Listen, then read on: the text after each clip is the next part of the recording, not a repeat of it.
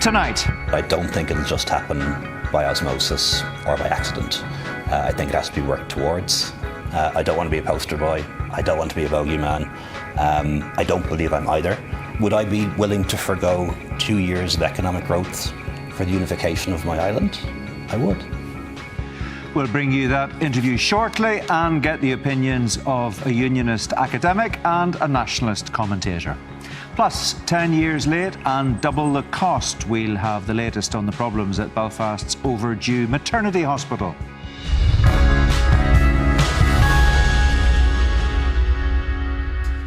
Hello. As Taoiseach, Leo Varadkar faced several memorable challenges, not least Brexit and COVID.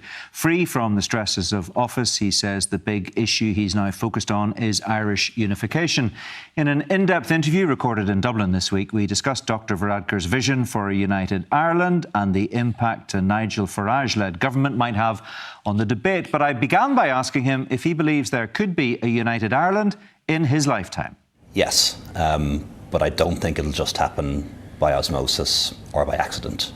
I think it has to be worked towards. I think those of us who believe in it have a duty to make the case for it. And also I think we need to make sure that when the question is put to the people north and south on this matter, that we've thought through all of the hard questions they may ask us. And I've seen a few times referendums pass and a few times referendums fail. And often they fail because we weren't able to answer properly the questions that the public were asking of us, and that requires pre-planning.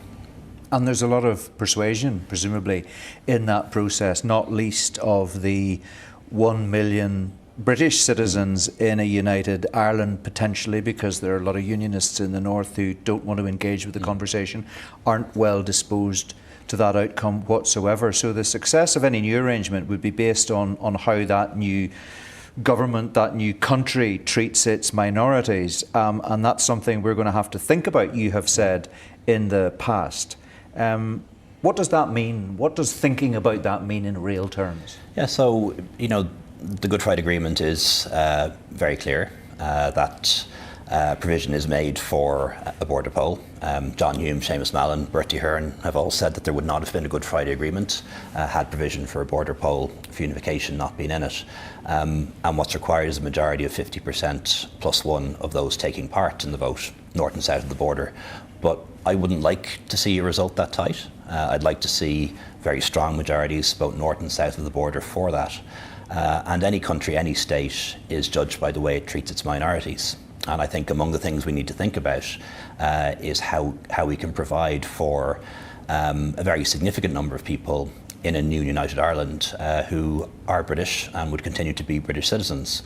And, you've seen some interesting ideas being put forward by Aaron's, for example, around that. The role of the Senate, transitional governments, a president and a vice president, not the kind of stuff I'm going to write today, but I think they're the kind of things that we need to have a think about. So your one example there that you're quoting is the possibility of a president and a newly created vice presidential position in this new 32 county Ireland, and you're saying one of those two positions should go to someone from a British unionist background. Yeah, and look, that's just one idea, and it's not my idea. It's an idea that's been put out there. Other ideas that. Do you like the idea? I do like the idea, but what I don't want to do is somehow create the impression that I'm setting out the design. It's not for me to do that at all. You might not win very many of them over. They don't want to. Most of them, as far as I can see, don't even want to engage in the debate about constitutional change. As it happens, I was talking to the former leader of the Ulster Unionist Party, Doug Beattie, yesterday, and you will know him. He's widely acknowledged to be a progressive unionist. He sees himself very much as an Irishman. But he says he's absolutely no interest in engaging in a debate about Irish unity because he's no interest in being persuaded to change the current constitutional arrangement. I mean, that's fair enough, isn't it? It is, and look, I understand that position and I respect that position. If somebody asked me to engage in a conversation on Ireland rejoining the United Kingdom, would I wish to take part in that? No, I wouldn't. So I totally understand where he's coming from. However, there are people who are from a unionist, British loyalist background who are interested in having that conversation, and I meet them, for example, through Ireland's Future. Again, we know from the work that Aaron's has done in terms of polling that 25% of people who come from a British Unionist loyalist background actually want there to be discussions about what that model would like, even if it's only for them to reject it in the end. There is a significant number that would actually like to know what the proposition might be. It's that middle ground then that you're thinking about. You know that there are some unionists you will simply never persuade. So you want to persuade the middle ground. That's one challenge. The other challenge is then what you do after you've had a referendum and after you've persuaded enough people in the middle ground to get you your 50% plus one. What do you do with the rump of unionists from Northern Ireland who will be dragged, presumably kicking and screaming, into a new constitutional arrangement? Those are big issues. They are big issues, and we've never run away from big issues in the past in Ireland or in Europe or in the world, and I don't think we should run away from them now. But I think you frame it well. There are people who are in the middle, who may well come from a Protestant Unionist background, who perhaps now vote Alliance or Green or don't vote at all. And they would be interested in engaging in this conversation. Persuadables. Yes, and that's how you try and get towards a figure higher than 50% plus one. And there's people then from new communities, migrant communities, for example, who I think would be part of this conversation and need to be engaged with as well. Then there's the issue of minority consent.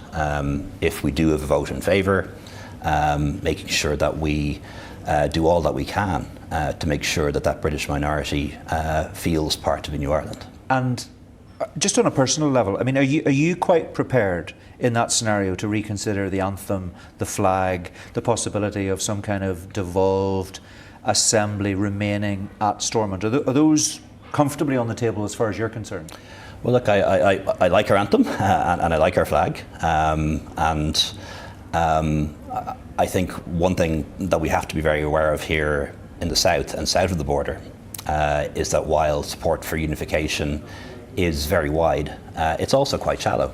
And when you start talking to people about some of those difficult questions, like, for example, the flag, like, for example, the position of the Irish language, would it still be the first official language or would it be a joint official language? People get kind of uncomfortable. So I think there's actually a lot of work to be done here, south of the border too. Do I want to retain the flag as it is? Yes, I do. Do I like the anthem that we have? Yes, I do. Can we just talk about the practicalities of how this might play out before we go any further? Go back to the Good Friday Agreement from 1998, and it sets out the conditions for a border poll, and you will know very well the British government has continually made the point that there is no basis to suggest that a majority of people in Northern Ireland, as things stand, wish to separate from the UK. So, as we speak today, this conversation, as far as that definition is concerned, isn't really going anywhere because the UK government isn't persuaded that there is the momentum required to actually move anything constitutionally. I think what you say is correct at this point in time. At this point in time, the evidence suggests that if there was a border poll, it would be defeated in Northern Ireland. And that's one of the reasons why I'm against setting a date at this point in time, because I don't want a referendum that's defeated, that is divisive. I want one that is going to pass. But you also have to look at the trajectory, and that is clear. We see it in elections. We see it in opinion polls, we see it in demographics, the difference between younger people and older people, that is going in one direction. And that's why I think it's right and appropriate to plan for it.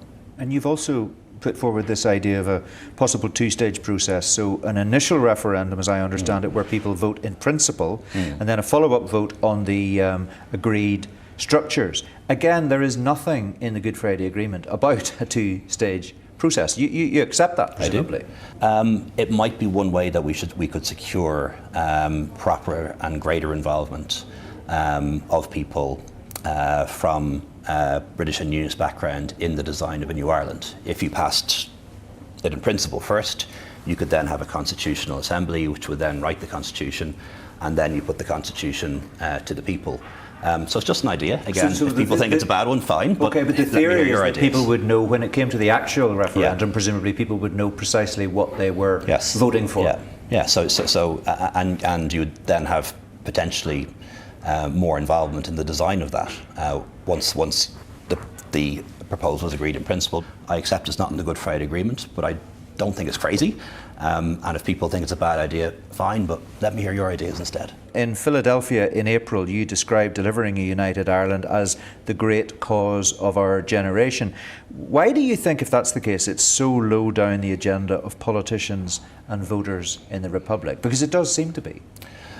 I think governments are busy. I served in government for 13 years. It was very hard to find the time and find the bandwidth to deal with issues that were not immediately on the agenda. But you've said it's the great cause of our generation. That shouldn't be far down the agenda, if that's right. People think short term. Voters and politicians tend to think about what affects them most now. And politicians tend to think about things in terms of 5-year cycles. But you have to be aware and doing horizon scanning about issues that might become more relevant in the future. And just give you one scenario. Situation in UK politics is very volatile at the moment. We're 4 years away from the next House of Commons elections. It's very possible that things may change between now and then, and Prime Minister Starmer might be re-elected for a second term. It's equally possible, not probable, but possible, that Nigel Farage could be Prime Minister of the UK in 4 years' time or in 9 years' time. I hope that doesn't happen, by the way, for lots of different reasons that I'd be happy to set out. But if it did, that would change the picture. It would change the picture in terms of attitudes towards independence in Scotland. I think it would change the views of some people in the middle ground in Northern Ireland if in Westminster we had an English nationalist government. 4 years, 9 years might be a good idea to just even think about that scenario. Why do you believe Nigel Farage in government in Westminster would be bad for Anglo-Irish relations? One, because I believe he would seek to double down on Brexit. Their view and their stated view is that Brexit hasn't worked because it wasn't done properly. So I think what you'd see is an attempt to rescind many of the things that Prime Minister Starmer and this government has done and to bring the United Kingdom even further away from the European Union. So for the same reasons that arose with Brexit when it first became an issue, I could see those issues re-emerging again. And would that hasten or hinder, in your view, the path to unity? I think it would put it centre stage again, and it isn't just because a right-wing nationalist government in London would want to bring the UK and Northern Ireland away from Europe. There's other things as well. Take for example, we see reform councils now across England that are preventing people from flying Pride or Progress flags. I don't think most people in Northern Ireland would like that. And I think there are people in Northern Ireland from both backgrounds or both traditions that have a liberal and European outlook. And if that's the kind of government they had in London versus a government in Dublin that was very different, it might make them more likely to vote yes to unification. But I do want to be very clear about this. It's not something I hope happens. I hope it doesn't happen. I have friends and family in the UK. I care a lot about the rights of minorities across the UK. I wouldn't like to see this happen, but I'm saying it could, and we should think about that. You clearly believe that the Irish government should take a lead on planning for Irish unity, but the current Taoiseach, Micheál Martin, has made it very clear that his government is not planning for a border poll, certainly in 2030. Peadar Tabína Bhéintú says Micheál Martin makes you look like a member of NECAP. Now, if Mr Martin isn't pushing for unity and he leads the government, who will? Well, I agree about one thing, that we shouldn't set the date of 2030. So we would certainly both agree that it's too soon to set a date. Where we would disagree is on whether or not there should be any planning for unification. I think there should be. And I think perhaps where we disagree as well is on the issue of reconciliation. I don't think reconciliation should be a prerequisite to having this conversation or having this debate. But it wouldn't do any harm, would it? I think reconciliation can be achieved as much in a united Ireland than in a divided Ireland. So I don't think it should be a prerequisite, and it certainly isn't in the Good Friday Agreement. Well, is that because you think it would encourage unionists to drag their heels, and it would say to them, if you say that you're not reconciled, you can continue to have your veto? Is that it? I don't think that's the main reason, but I don't see any benefit in making reconciliation a prerequisite to a border poll on unification. It's against the Good Friday Agreement for a start. It's not in it. And then secondly, I don't see how that would bring us any closer to reconciliation. But I think these things can happen in parallel. But you can't seriously argue that if you had a vote for Irish unity, ergo reconciliation would follow. I mean, no. It might well not follow. No, and then you have a real problem in your hands. No, and you're absolutely right. I think the two issues are separate. I think we should pursue reconciliation anyway, because it's what we need and it's what we want in Northern Ireland and north and south of the border. I don't think it should be a barrier to unification or a border poll, and I would take the general view that perhaps reconciliation could be better achieved in a united Ireland when that question is settled. Can we just talk briefly about the potential cost of unity? You will know that the Dublin-based economist John Fitzgerald argues a united Ireland would cost something in the region of £9.5 billion sterling, about 5% of Irish national income. So there'd be tax increases potentially, borrowing or cuts would be required. Now that's disputed by John Doyle from DCU, and those differing perspectives have been very well aired in public. Are you a Fitzgerald man on this cost or a Doyle man? All those analyses are based on certain assumptions. One assumption, for example, being that overnight we would equalise welfare payments or public sector pay. I think everyone realises that wouldn't be the case. There would have to be a transition period during which we bring welfare payments and public sector pay in the north up to the level that is in the south. But let's just say it even is 5% of GDP. That's about 2 years economic growth. Would I be willing to forgo 2 years of economic growth for the unification of my island? I would. Do you think enough people in your constituency in Dublin, for example, your former constituency in Dublin, would make the same calculation? Because, again, I come back to the point, they don't seem to be banging the door down to see constitutional change. They're at the very best, you could say, those people are lukewarm at the prospect. Fintan O'Toole has raised the idea, which for some people would be the nightmare scenario, which is that Northern Ireland, you persuade 50% plus one in Northern Ireland, you get support for unity there. You have the vote in the south, and people in the south kind of go, how much? No, thank you very much, we'll just stick as we are. That's possible. I think if it's framed and explained in the way that I have, that we'll be able to convince people south of the border that unification is in their interests too. I think a united Ireland economy would be a stronger economy. But again, looking around the world, thinking about history, in the Federal Republic of Germany, in West Germany, people weren't banging on doors or asking their politicians about unification. Until the Soviet Union started to fall apart, people in Ukraine and Estonia couldn't even imagine the possibility of independence. These things can happen all of a sudden. I just want to ask you about your position now, your public position. You're no longer an elected representative. You're an elder statesman, even though you're a very young elder statesman, but you're spending a lot of time in America teaching in Harvard, and this is obviously a matter that is of particular interest to you. People are struggling, I think, to try and work out why you're doing what you're doing and why all of a sudden this has become something that you're so passionate about. But are you comfortable if some people see you now as the poster boy for unity? I'm not comfortable with that, quite frankly, because I don't want this to be about me. And I appreciate that's very often the way things are framed in politics. If you put your head above the parapet, yeah, in such a public way. I get that, and I get that, and I accept that. But to answer your question, I don't want to be the poster boy. This isn't about me. I've retired from electoral politics. I never intend to contest another election. I am interested in ideas, though, and I'm interested in causes.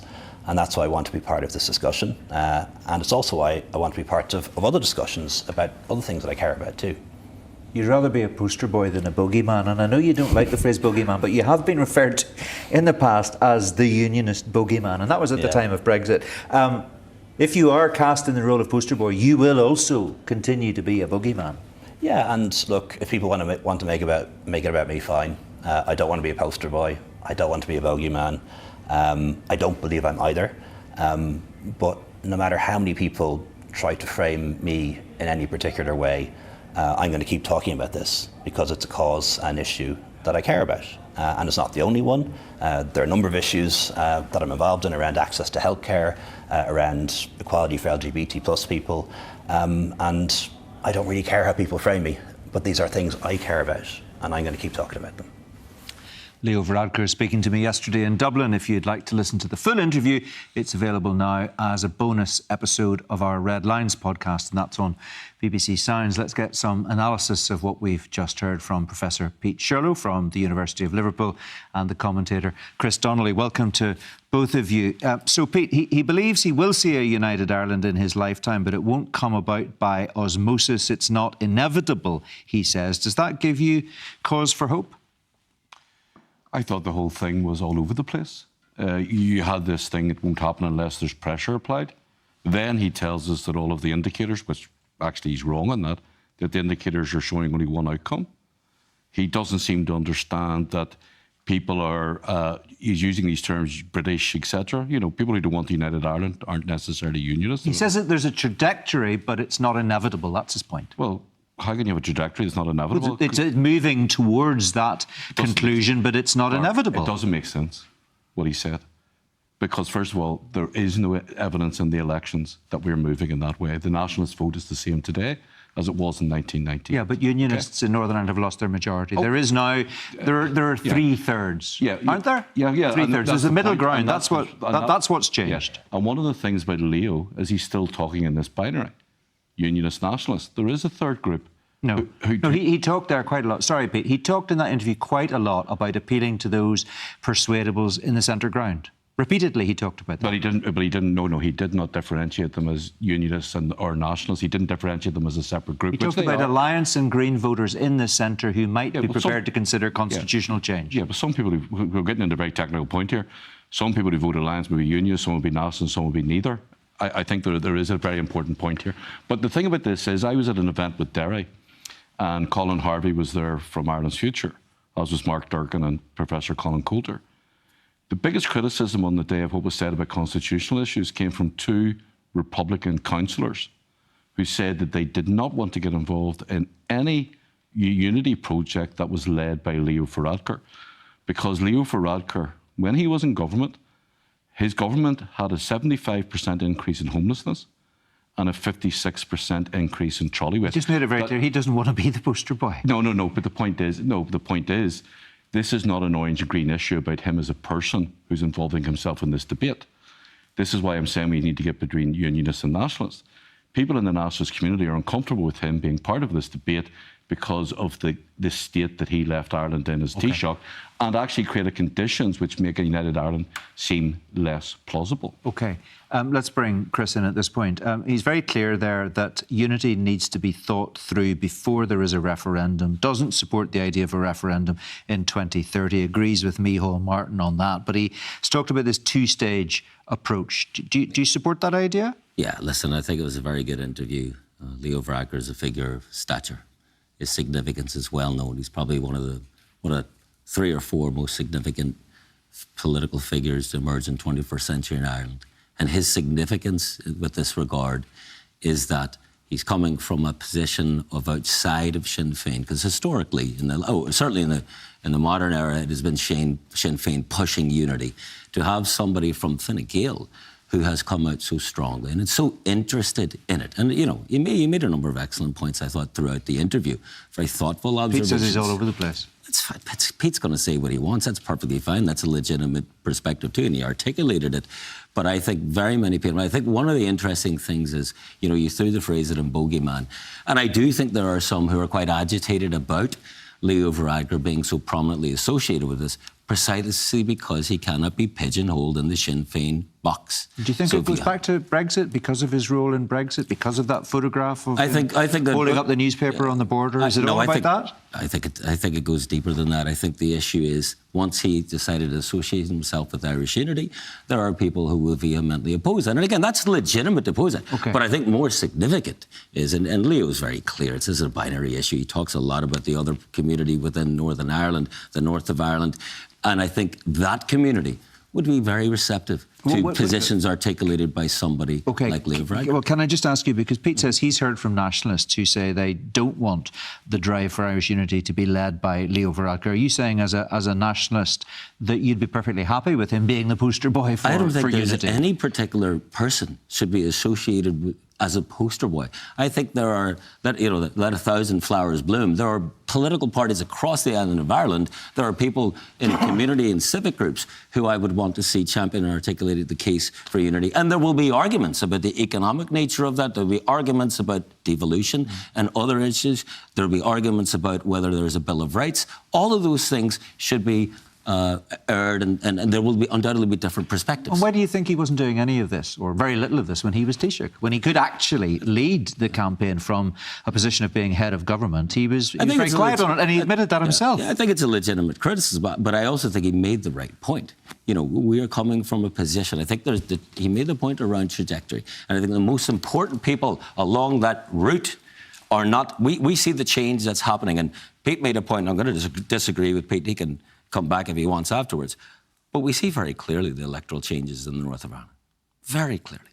We see the electoral changes in terms of the Westminster layout of who our politicians are. There's more nationalists elected than unionists. We see it at the Assembly, where they're at a par with one another. We see it at local government election, where I believe there are more pro-United Ireland councils elected in 2023 than pro-Union. None of those things happened in the past. Okay. So no one can deny electoral realities. I mean, I'll be honest, I don't think Pete's eyebrows could get any further up his forehead at this point. Well, those are electoral realities. Okay, so why is that not right? Well, it's not right because if you look at the nationalist vote in 1998, it's exactly the same. If you look at the number of seats that are now held by nationalists in Stormont, in Westminster and in local government, they've gone up exponentially, haven't they? If I may. Yeah. The question of a border poll will come about when 51% of the electorate are voting for pro-unity parties. No, that's not true. That's not true. You cannot say that you need to have 51% of parties vote for unity, but not 51% of parties vote for unity. We don't know precisely what the criteria will be used by the British government under the terms of the Good Friday Agreement to call a border poll. If I may, one would expect if 51% of the electorate were voting for pro-unity parties, that would take you into the territory of a border poll. That would mean, say, for example, with the Westminster election last year, in which nationalism got the same vote share as it did in 1998, that it would have to achieve an extra 90,000 votes. Okay? So first of all, you had somebody on there, and I'm surprised at this admiration of Leo Varadkar, who is part of a government who put more people into homelessness and put more people in trolley waits. So you've made that point. There's another point. Who also led the worst parliamentary performance. Okay, but that's not what we're talking about. No, but we haven't got time. Because you're presenting this man as a person of status. This person, you've also mentioned this person is somehow repugnant to unionism. He's also repugnant to sections of nationalism. Yeah, well, I think that's important. I didn't say that. I didn't say that. That's also part of having a mature debate about what the nature of this politics is. Right. I think where I think that's interesting is, we can understand that there are people from within the Republican community who would be very opposed to Leo Varadkar on socio-economic issues and likes. You're giving talks at the moment with Lee Reynolds. I would assume that your position on Brexit would have been different to Lee Reynolds. Yeah, massively. He had exactly. Yeah. Yet you're giving talks with him that are being to a unionist audience. Chris, so you understand the point there is that it's when we're talking about the constitutional issue, Pete, people across the socio-economic ideological divide will coalesce on that. Okay. Right, so let's hear you, Pete. Well, no, the point is, Leo Varadkar is not somebody who is, as you described him. Leo Varadkar is somebody who created conditions in the south, socio-economic conditions, which makes United Ireland less likely. Growth in trolley waits, worst homelessness and the worst trolley waits in Ireland. That is part of a conversation about creating a new society. But it is a booming economy. It's not a booming economy because this is the same man who called people welfare cheats, who did nothing about tax evasion. It's a booming economy at the moment with the sovereign wealth fund. It's not a booming economy, Conor. It's completely and utterly based upon tax evasion. The economy has virtually no domestic scale, and we're going to see things, obviously, with Trump's America, which will disrupt that. Okay. So if we can have an actual conversation, about one other thing you said, please. Yes. Which is elections. No. Demography, that is not what demography is showing the trajectory. The birth rates are changing. And the other thing about polls, all of the polls which have a consistent methodology do so narrowing, but they don't show the shift that he All right, so let's park that issue and let me ask you what you made of what he had to say about what movement might come to try to make engagement on the part of unionists more attractive, Pete? Whether that is the two-stage approach to a referendum, a vote in principle followed up by a vote to agree on the structures, preparedness to talk about changing the flag and the anthem, the possibility of a president and a vice president, one of whom would be taken from the Ulster, the unionist British tradition. I mean, are any of those issues which you think might encourage some unions to engage in the process? I think anything is there for engagement, but I think one of the problems with engagement is I share platforms with people who wish for United Ireland. The next day they block me on the internet because they don't like the facts and the figures that I present. So he's talking there about engagement. Yeah, but let's get beyond the Twitter trolls. But it's a bigger issue than that. Groups like Ireland's Future block me and others. Okay. You know, the day after. Well, I'm sure they'd be very happy. I'm sure they'd be very happy to have you at one of their events. I don't know whether you would take up the invitation. If you're going to, let me answer the question, please. If we're going to have a proper debate, you can't simply have facts and figures presented from a different perspective and just ignore it. OK, but I mean, to be fair, Chris is involved with Ireland's Future and he's sitting here quite happily having a debate with you tonight. So I think that's maybe more significant. Chris? We need to come back to nail the point. The electoral realities cannot be denied. They can't be denied. The demographic realities cannot be denied either. We see them clearly. Some people use statistics like a drunk uses a lamppost, Mark. That's very insulting. For support, not elimination. That's and insulting. Well, listen, That's it might be insulting. Chris. It is not really insulting because you're denying electoral realities that people see. I mean, and you're trying to tell people. To be fair, I mean, I don't know if you're directly talking about Pete, but I mean, he's an academic. He's an academic. He is in this territory. And the issue, and Pete made a comment about polling too. Now, the polls are all over the place, Pete. We saw a poll in Northern Ireland Life and Times. Quick question. Poll in Northern Ireland Life and Times saw a gap divided 6%. Do you both agree, we literally have about 40 seconds here, do you both agree that a Nigel Farage-led government at Westminster in 4 or 9 years' time would not be good for Anglo-Irish relations? It wouldn't be good for the people of Britain, never mind Anglo-Irish arrangements. So if you don't agree with anything else that he said, you agree with Leo Varadkar on that? But let me say this, I agree with Pete on that, but I think that I don't agree the case for unity is made because the government of Britain is bad. The British people have a right to elect whoever they want. For me, the case for unity stands on how we articulate that regardless of who is in government in Britain. And I take the point that people who vote, who argue the case for the union, should have a positive side to that as well, not rely on something, the Irish economy collapsing or something in that regard. All right, OK. I wish we had another 10 minutes, folks. Maybe we'll get you back to tease this out in a bit more detail at some stage in the future. If you'll both come back and share a studio, thanks both very much indeed for joining us tonight. We do need to move on to the news that the opening of Belfast's already overdue maternity hospital could be further delayed. The development's been described as shocking by members of Stormont's Health Committee. On Monday, the Health Minister, Mike Nesbitt, announced that the opening of the hospital could still be another 28 months away, thanks to ongoing building issues, including dangerous bacteria that's been found in the water system. The Belfast Trust said, while the delays are frustrating, it's vital that water safety issues are addressed before vulnerable patients are being cared for. I'm joined now by the DUP MLA Diane Dodds, who's a member of the Health Committee. Welcome to you and thanks for joining us. Look, you've described this latest delay as nothing short of a scandal and that it was 10 years too late and double the cost. What at this stage do you think can be done to improve this situation? Well, I mean, I think the health minister, when he said he couldn't gild the lily and tell us that there was anything in particular could be done to save the situation from the catastrophe that it actually is. This building is sitting empty.